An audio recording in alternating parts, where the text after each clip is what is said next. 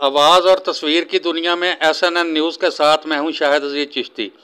मशहूर लोग राय अम्मा पर कैसे असरअंदाज होते हैं, आज हम इसकी ताज़ा मिसाल पेश करने जा रहे हैं। इस बात का अंदाज़ा इससे कर लें कि बैनुल-अक़वामी शोहरत याफ्ता फुटबॉलर रोनाल्डो के कोका कोला की बोतल अपने सामने से हटाकर अपने मदाहों को पानी पीने के मशवरा से कोका कोला कंपनी को $4 अरब का नुकसान हो गया।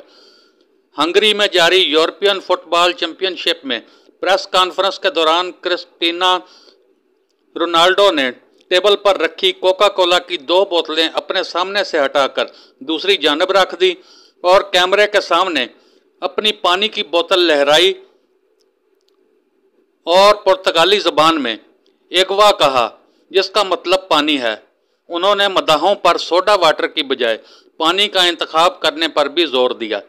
प्रेस कॉन्फ्रेंस के बाद कोका कोला के शेयर्स की कीमत $56.1 से कम होकर $55.22 हो गई और मार्केट में कोका कोला ब्रांड की कदर $242 अरब से कम होकर $238 अरब हो गई।